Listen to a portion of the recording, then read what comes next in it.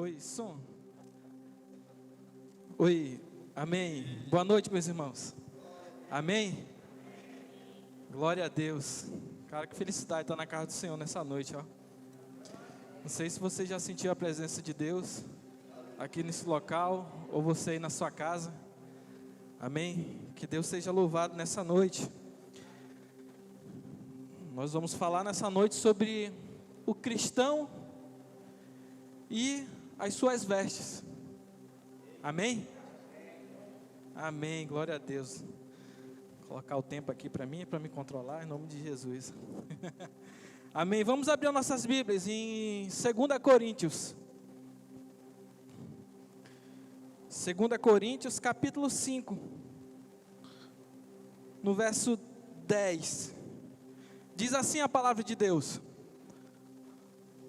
porque todos devemos comparecer ante o tribunal de Cristo, para que cada um receba segundo o que tiver feito por meio do corpo, ou bem ou mal. Amém.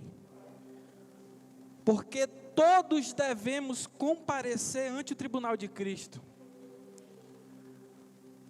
Essa palavra já me dá um pouquinho de temor. Ela me dá temor. Aqui a Bíblia Sagrada, ela está falando sobre todos nós iremos comparecer, né, ante esse tribunal. O contexto aqui, o apóstolo Paulo, ele está falando dos salvos. Em exclusivo nesse texto, ele não está falando com quem é ímpio. Ele está falando com os salvos. O interessante é que lá em Apocalipse, capítulo 20, ele fala de um outro tribunal. Depois você pode ver na sua casa. Apocalipse, capítulo 20, verso 11, que é chamado o tribunal do trono branco. E lá a Bíblia fala que os ímpios vão ser julgados, não os salvos. Vão ser pessoas famosas e não famosas. O tribunal de Cristo, ele acontece num determinado tempo. O tribunal branco lá em Apocalipse é num outro momento. A Bíblia fala após 1000 anos, após um milênio. E a Bíblia lá também fala que a morte e o inferno serão lançados no lago de fogo. Com isso nós já conseguimos entender que o inferno não é a punição final. Porque a Bíblia fala que vão ser lançados no lago de fogo a morte e o inferno. Então a punição final, para quem não tem Jesus, é o lago de fogo, conforme diz o texto. Então eu quero ficar preso aqui, referente ao tribunal de Cristo. Só estou te dando informação para a gente não confundir os tribunais. Então esse tribunal, ele está falando de Cristo com os salvos. Isso significa que não é um tribunal para condenação, mas é um tribunal de como nós respondemos à graça de Deus. Porque por tamanha graça que nos foi alcançado, qual será a nossa atitude com essa graça? Então a Bíblia fala que nós compareceremos nesse tribunal para que cada um receba segundo o que tiver feito por meio do corpo, ou seja, enquanto estiver vida. Isso significa que aquilo que eu faço, penso, falo, atos, eles serão julgados. Amém? Amém. Então entenda, esse tribunal são para os crentes, tá? Então por isso nós vamos comparecer ante esse tribunal. Entenda, quando uma pessoa morre, ela já está sentenciada, salvo ou não salvo. Mas assim, quando uma pessoa ela é presa com um ato em flagrante, por exemplo, um assassinato, quando pessoas veem, a pessoa sabe que a outra pessoa matou, então ela já está o quê? Condenada a uma cadeia. Mas para isso ela vai para onde? Para uma prisão. E para a prisão ela vai receber um justo julgamento. A dinâmica é quase a mesma, a diferença é que a justiça de Deus não falha. Então, nós morremos salvos ou condenados. Mas para isso, vai ter um tribunal que vão julgar as nossas obras. Para o cristão, não para condenação, tendo em vista que ele está em Cristo. E Romanos diz: já não resta mais nenhuma condenação para os que estão em Cristo Jesus. Amém? Então, para o cristão, o que vai ser julgado não é acerca da ira de Deus, porque a ira de Deus ela foi aplacada onde? Em Cristo. Então, se eu tenho Jesus Cristo como meu Salvador, Deus não vai te condenar de novo, porque senão Ele estaria te condenando duas vezes, porque Ele condenou o Filho e está te condenando ao mesmo tempo. Então entenda, esse tribunal é a respeito das nossas atitudes, por tamanha graça recebida. Amém, irmãos? Amém. Então tudo que fazemos, falamos, pensamos, atitudes, obras, serão julgadas. E por que essas coisas vão ser julgadas? Segundo o texto, para saber se nós vamos receber de Deus recompensa ou disciplina. Tá bom? Só para ficar claro, aos que estão em Cristo Jesus, salvos, mas vão passar por um tribunal. Amém? E o interessante é que, através desse texto, a gente consegue já ter uma visão das parábolas. Por exemplo, as parábolas dos talentos. A Bíblia fala que um homem entregou talentos na mão de várias pessoas, e depois ele foi o quê? Prestar contas. Olha o tribunal de Cristo sendo aplicado na prestação de contas também. Então, este acerto é o tribunal de Cristo. Então, vai ter um dia que nós vamos ter que comparecer nesse tribunal, e nossas obras serão julgadas. E o interessante é que esse acontecimento, essa reunião com o Senhor, ela é figurada de muitas formas na Bíblia, esse tribunal, esse julgamento. E eu quero me concentrar em somente uma dessas figuras, que é nada mais, nada menos para ilustrar como será o julgamento das nossas obras. E essa figura, ela fala sobre o casamento de Cristo com a sua igreja. Casamento de Cristo com a sua igreja. Segundo a palavra de Deus, a igreja, ela é a esposa de Cristo. Esposa de Cristo. Na cruz do Calvário, a igreja foi comprada. Mas Jesus Cristo falou que Ele vinha voltar para buscar o quê? A sua igreja. Amém? Então isso é uma realidade. Esse casamento, através de figuras, através de texto, do matrimônio, ele vai se concretizar. Então a igreja é a esposa do Cordeiro. E nós, como uma esposa que espera o seu marido, nós temos que esperar ansiosamente essa volta de Cristo. Temos que esperar por Ele e aguardar Ele vir nos buscar. Então nessa figura de casamento e desse tribunal do acerto de contas, Deus vai usar essa figura. Então vamos ler alguns textos. A gente sabe que Deus ele gosta de se comunicar por símbolos, né? Cordeiro de Deus que tira o pecado do mundo. Vários símbolos Deus usa. O batismo é um símbolo de morte, negação. Então Deus trabalha com símbolos. E Ele traz uma mensagem por trás desses símbolos. Então vamos abrir as nossas Bíblias em Mateus capítulo 22. Abra aí rapidinho. Mateus 22.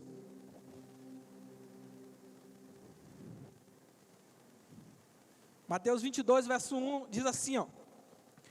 Então Jesus respondendo, tornou a falar-lhes em parábolas, dizendo, o reino dos céus é semelhante a um certo rei, que celebrou as bodas do seu filho. Rei aqui aponta para Deus. Filho, ele aponta para Jesus Cristo. E as bodas, ela aponta para um casamento. Um rei celebrando o casamento do seu filho. E enviou os seus servos a chamar os convidados para as bodas, e estes não quiseram vir. Então quem são estes convidados? A Bíblia fala que são os judeus. Os judeus, mas eles não quiseram vir. Olha o que diz em João, capítulo 1, verso 11. Ele veio para os seus, mas os seus o rejeitaram. Depois, continuando, ele veio para o que era seu, né, mas os seus não receberam. Depois enviou outros servos, dizendo: dizei aos convidados, eis que já tenho o meu jantar preparado, os meus bois e cevados já mortos, e tudo já está pronto, vinde às bodas. Verso 5, eles porém não fazendo caso, foram um para seu campo, outro para seu negócio. E aqui mais uma vez ele está falando com os judeus, de o porquê os judeus não receberam, porque eles estavam tendo os cuidados, o quê? Com o seu campo e com seus negócios, ou seja, eles deram de ombro para aquilo que o rei estava convidando, sobre a vinda de Jesus Cristo. Era como se ele estivesse dizendo que, não, eu vou cuidar do meu casamento, eu vou cuidar do meu campo, dos meus negócios. Lá em Lucas ele vai falar que as pessoas se casavam e davam em casamento, a mesma parábola. Então, em outras palavras, era eles dizendo: eu não estou nem aí para a vinda do seu filho. Verso 6, e outros, apoderando-se dos servos, os ultrajaram e o mataram. Preste atenção, todos os apóstolos que anunciaram as boas novas, todos, com exceção de João, eles foram mortos de uma forma muito terrível, cruel. Não a Bíblia, mas a história conta que Pedro foi crucificado de cabeça para baixo. Paulo foi decapitado. Tomé foi aceteado com uma lança. João foi lançado no fervedouro, né? No barril. Segundo a história, ele foi lançado num barril, mas ele não morreu, e depois ele foi lançado na prisão. Foi quando ele teve a visão na ilha de Patmos, né? Quando ele teve a visão com Deus, escreveu Apocalipse. Tá, eu estou falando do barril lá, do fervedouro, é porque é a história, isso daí não é bíblico, tá? Mas é o que a história conta. Assim como a morte de Pedro não conta, assim como a morte dos outros também não conta alguns. Tá bom, irmãos? Continuando. Verso 8. Verso 7. E o rei, tendo notícias disto, encolerizou-se e, enviando os seus exércitos, destruiu aqueles homicidas e incendiou a sua cidade. Então, preste atenção, Jesus estava contando uma parábola, uma história, que era como se fosse uma profecia e estava tudo se cumprindo. No ano 70 depois de Cristo, o general Tito, o general romano, invadiu Jerusalém e botou fogo na cidade. Botou fogo na cidade. E ali todo o povo foi espalhado. Então, isso daqui já se cumpriu. Verso 8. Então diz aos servos: as bodas, na verdade, estão preparadas, mas os convidados não eram dignos. E depois, às saídas dos caminhos, e convidai para as bodas todos os que encontrardes. E os servos, saindo pelos caminhos, ajuntaram todos quanto encontraram, tanto maus como bons, e a festa nupcial foi cheia de convidados. E aí eu pergunto, foi somente gente boa que ele convidou? Não, não é isso que diz. Mas gente boa e gente má. Isso reflete o quê? A igreja. O evangelho sendo anunciado, o evangelho sendo espalhado até as nações. Tanto a gente boa como gente má. Então resuma até aqui o que a gente leu. O rei veio celebrar as bodas do seu filho. Os convidados não aceitaram, deram de ombro, os judeus, pois tinham mais cuidado com seus campos, com seus negócios. Então ele mandou convidar todo mundo. O evangelho foi anunciado até as nações. Então os primeiros convidados, o que dá a entender, são os judeus. Continuando no verso 11. E o rei, entrando para ver os convidados, viu ali um homem que não estava trajado com veste de núpcias. Preste atenção. Quem o rei foi procurar nesse momento, assim que ele entrou na festa? Os convidados. Os convidados. E o que o rei percebeu? que tinha um homem que não estava com traje adequado. Tinha um homem que não estava com traje adequado. Verso 12. E disse-lhe: amigo, como entrastes aqui, não tendo veste nupcial? E ele emudeceu. Então, presta atenção, qual é a preocupação do rei? Tem um convidado que não está vestido adequadamente. O rei perguntou: como tu conseguiu entrar aqui sem ter as vestes nupciais? Ele não teve resposta nenhuma. Verso 13.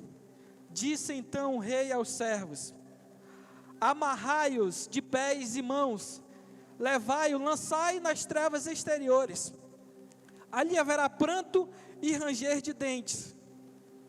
Então o homem que não estava trajado com vestes nupciais foi lançado aonde? Nas trevas exteriores. Trevas exteriores, ele está falando de trevas externas. Não está falando de inferno, porque qual é a principal matéria do inferno? Fogo. Fogo ilumina. Então, trevas exteriores, não se trata de inferno aqui. Significa que quando Jesus Cristo voltar, a Bíblia fala lá em Apocalipse, que a cidade que vai vir descer do céu, ela não vai ter iluminação. O que na verdade vai iluminar a cidade é a glória de Cristo. Então, trevas exteriores é todo e qualquer lugar que a glória de Cristo não está cobrindo naquele momento. Então, diante disso, aquele convidado, ele vai sofrer o quê? Ele vai ser lançado nas trevas exteriores, vai ter pranto e ranger de dentes. Ranger de dentes se trata de você ter uma atitude de poder ter feito algo enquanto estava vivo e não fez, como se fosse arrependimento. Prantos como quem chora por não ter aproveitado o que devia ter feito. Se remete a isso. Continuando.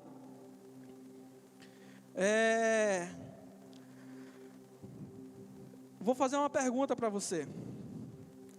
Por que esse rapaz ele foi expulso da festa? De novo. Por causa das suas vestes. Então a Bíblia fala que ele foi lançado porque ele não estava vestido adequadamente. Então, olha a importância das nossas vestes. Então, por que essas vestes são importantes?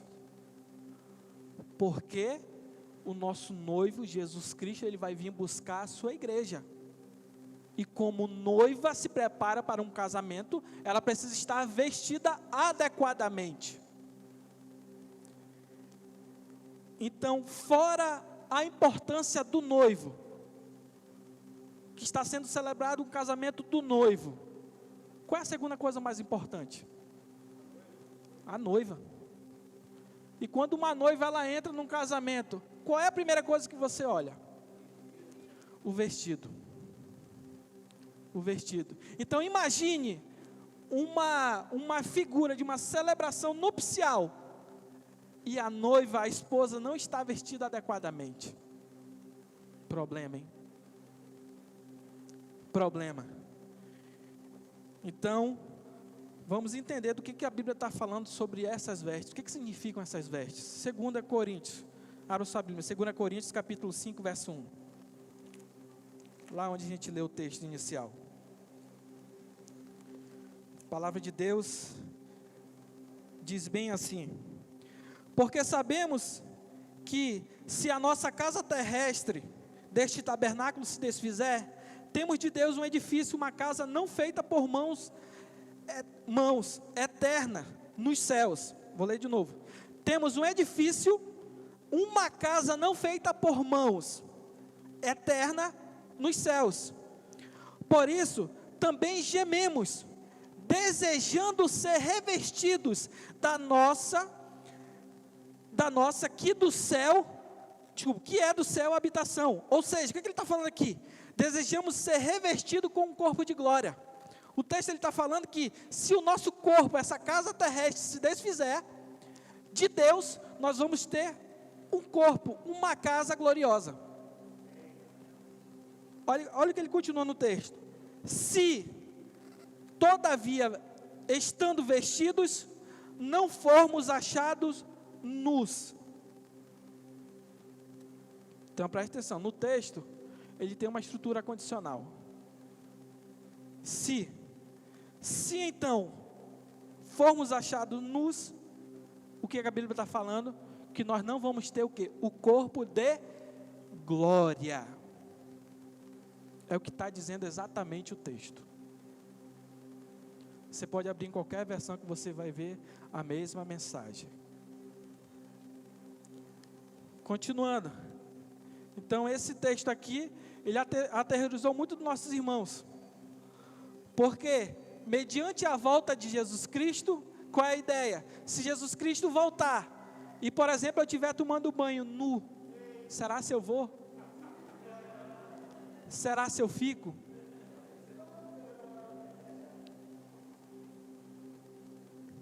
Vamos para Apocalipse capítulo 16. E eu já vou apressar um pouquinho, porque eu já estou quase terminando.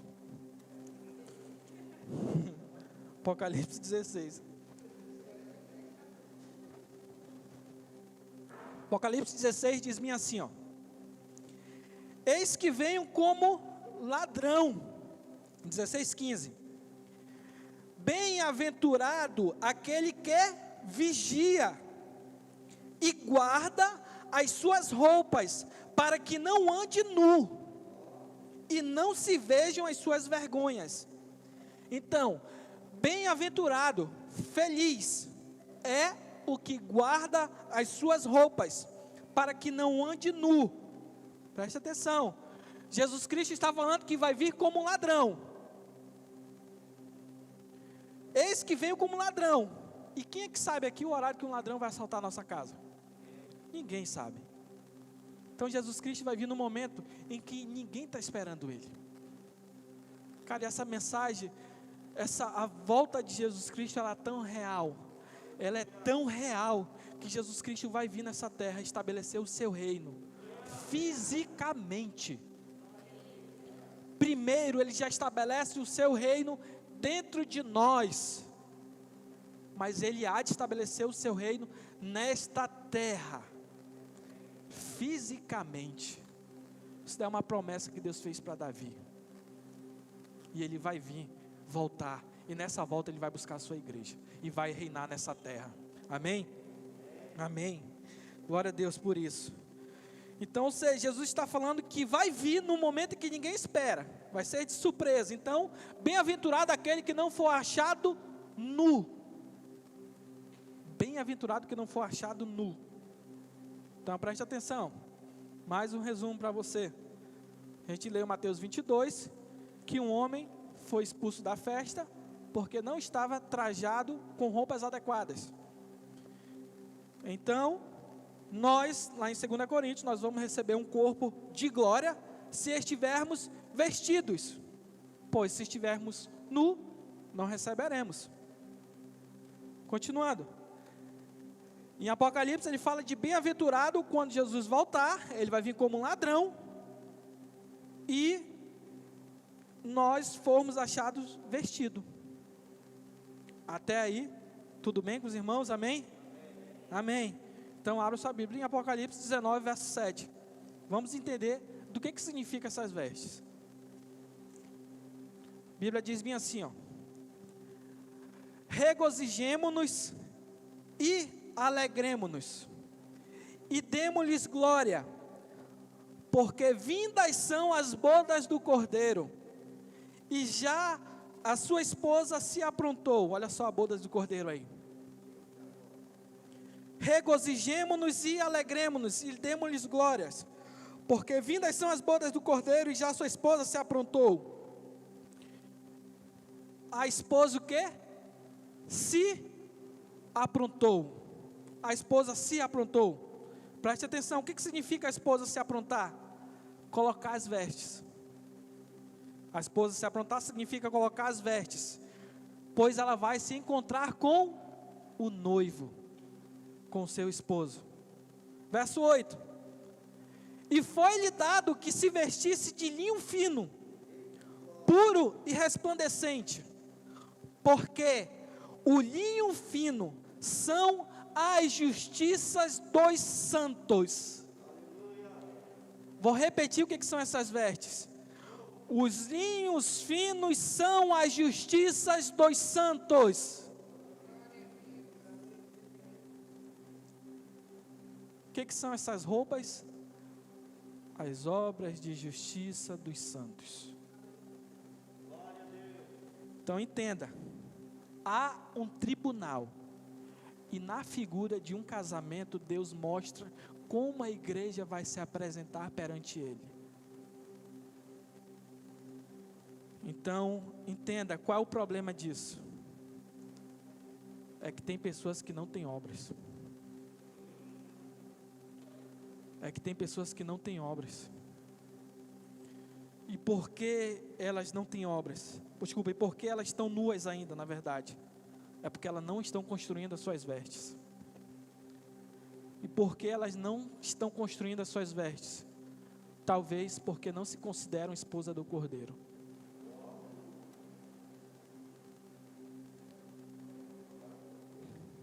E como que a esposa do Cordeiro, ela prepara as suas vestes? Com as obras de justiça. Abra sua Bíblia em Efésios 2.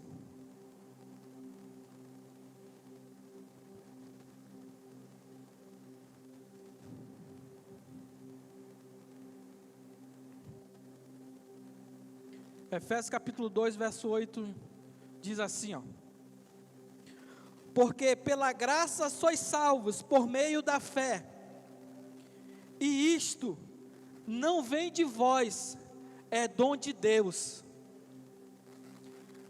Pela graça de Deus nós somos salvos, mediante a fé em Jesus Cristo somente.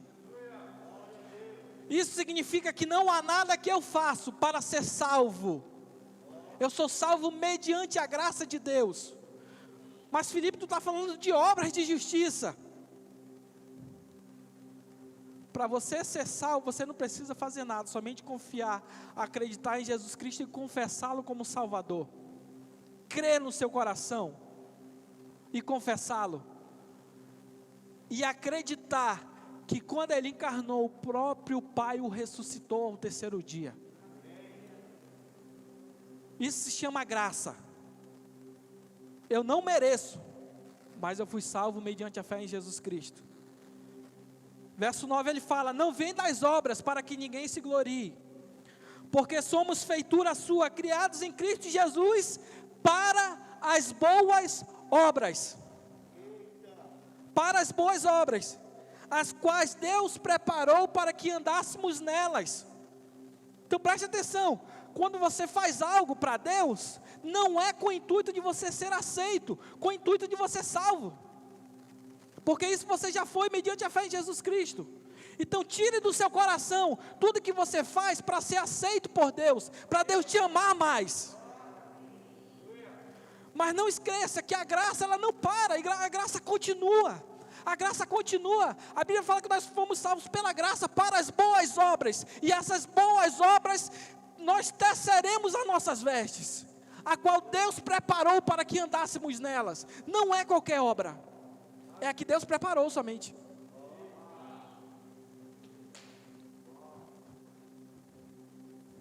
Então, como igreja, nós precisamos entender e despertar que cada dia Deus nos dá uma oportunidade de tecer essas vestes, que cada dia o Senhor nos coloca diante de oportunidades para tecer essas vestes, para nos encontrarmos com Ele nessa festa. Nós precisamos tirar da nossa mente que o servir se trata somente para quem é pastor. Ah não, eu não vou servir porque eu não sou pastor. Ah não, eu não vou servir porque eu não sou músico. Ah, eu não vou servir porque eu não sei isso. Cara, não, Deus te dá as oportunidades para você fazer essas boas obras. E nós só sabemos dessas boas obras através de relacionamento com Ele. Quando nós perguntamos: Senhor, que boas obras é essa que eu preciso executar para o Senhor?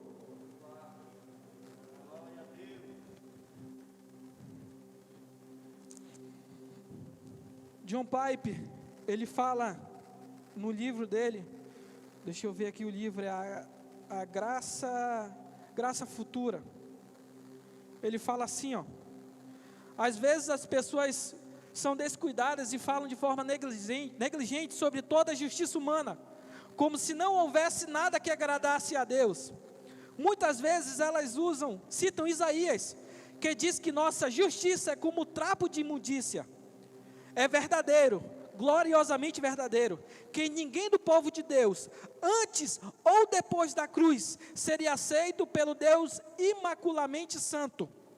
E se a justiça perfeita de Cristo não nos fosse imputada, mas isso não quer dizer que Deus não produza nessas pessoas justificadas, antes e depois da cruz, uma justiça experiencial, que não é trapo de imundícia. Ao contrário, Ele o faz, e essa justiça é preciosa a Deus, e é exigida, não como fundamento da justificação, que é a justiça somente de Cristo, mas como evidência de sermos filhos verdadeiramente justificados de Deus.